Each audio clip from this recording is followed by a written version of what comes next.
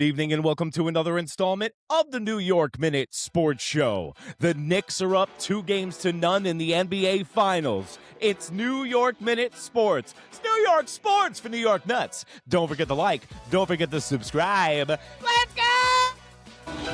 It's New York Minute Sports. What a ball game, folks. You heard that exactly right.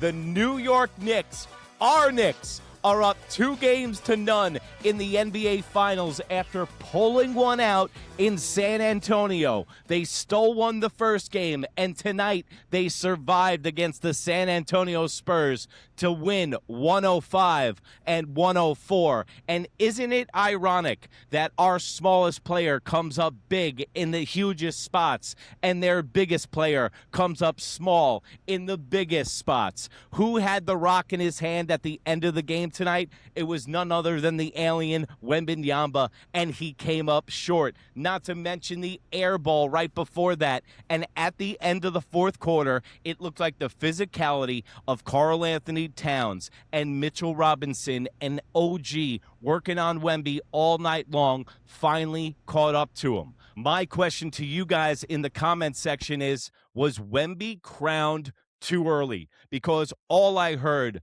after the Spurs beat OKC was, how can the New York Knicks compete with the San Antonio Spurs? And what will be the answer for Wemby? You know what the answer is? A full team effort, and that's exactly what the New York Knicks got tonight. Karl-Anthony Towns is what makes the New York Knicks a championship team. We got the closer and Captain Clutch in Jalen Brunson, but we got the motor behind the engine, and it's the Bodega Cat, Karl-Anthony Towns. They got no answer for him. Always scores 20 against the Spurs, and Bridges is playing out of his mind. Karl-Anthony Towns is a battering ram. Bridges is a scalpel. And that's exactly what the New York Knicks have done. They have cut out Wemby as an addition to this team, and the New York Knicks are in the driver's seat of this whole series. Now, we got to talk about the physical play during tonight's game. I didn't get the memo. Did you guys get the memo that the Knicks and Spurs were going to be allowed to play prison ball tonight? It seems like when the second half started, the refs legitimately put their whistles in their back pocket and stopped calling fouls. The New York Knicks didn't take their first foul shot until there was 2 minutes and 15 seconds left in the fourth quarter in the second half, and OG had to beg and plead for them to replay that because it was a blatant foul.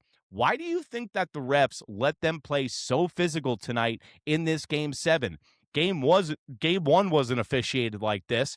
Even the eyeball-to-eyeball confrontation between Jalen Brunson and Fox in any regular season game or in the first two rounds of the playoffs, both guys are getting teed up and they're separating players. These guys were letting them go, and it reminded me of the early 90s Knicks basketball where it was bring your lunch pail, bring your hard helmet, and we're going to play some ball. And that's exactly what the Spurs and Knicks did tonight.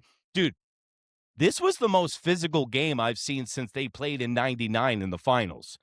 These guys were going blow for blow. This was a basketball game, and a wrestling match broke out. Even at one point on the broadcast, Richard Jefferson goes, "Hey, listen, I love physical basketball as much as the next guy, but this is starting to get a little crazy." And it actually played into the Spurs' hand. Even though the New York Knicks are the more physical team and they can't match up the Spurs physically to the New York Knicks, what the Spurs did was take advantage of it and chipped away at Jalen Brunson tonight. They glued him, and what the Spurs came out did tonight was, hey, Jalen Brunson is not going to beat us, period, stop. We're going to double him. We're going to Velcro him. We're going to chip him. Even that guy Cornette, when he comes in, he's kicking him like the dog around the house, Brunson, and they were beating this guy up because the Spurs are scared. And also, the way that they were playing tonight, and the Spurs left it all out on the line physically, mentally, emotionally, and played bully ball, and they had the ball in their hands at the end of the game, and they still lost. That is similar to the 14-point collapse against the 76ers. After that point in that series, the 76ers were never the same. And I think that's what's going to happen after game 2 now. I think the Spurs just went out, no pun intended, laid out all the bullets in their chamber, and now they got no answer for Bodega Cat. Now Brunson ain't going to have a game like that again in game 3. He's going to be in MSG with the crowd behind him. And by the way, it looks like the moment is too big for Wemby right now, and he's playing at home. Wait until they get into the jungle, which is Madison Square Garden. And not to mention, they got to stay in Manhattan. People are going to find out where these guys' hotel's room is. Every bus, every shuttle, you're going to be locked in your hotel room. You're not going to be a guest in New York. You're going to be a prisoner who plays basketball. And that was the physicality of tonight's basketball game. It was prison rules. And I got to admit, I loved every single second of it. And in all honesty, if it probably bounced the other way and this series was 1-1, I'd probably be on this microphone bitching and complaining about the physicality. But hey, it landed the New York Knicks way. OG finished with 17, and he's the third amigo on Wemby. Wemby has no answer for OG.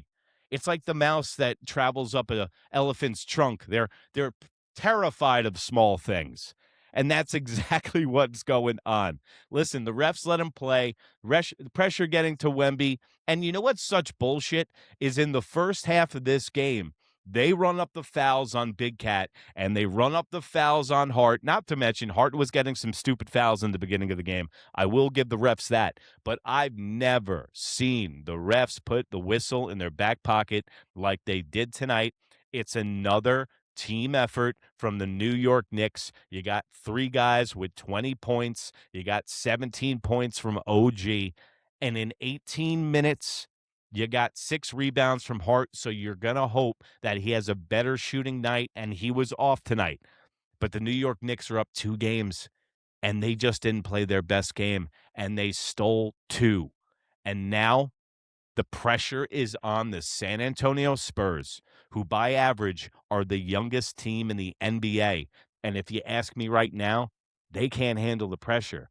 You can't handle the truth, Spurs, because the New York Knicks are coming for you, and you just lost home field advantage in the first 2 games. Welcome to the jungle, San Antonio, and I'm going to be going live after every single Knick game in the finals. And also, if you're new to this channel, I do the New York Yankees postgame show right here on New York Minute Sports. Don't forget to like, don't forget to subscribe, hit that notification button, and remember, if you can't be good, be bad, baby. Bye.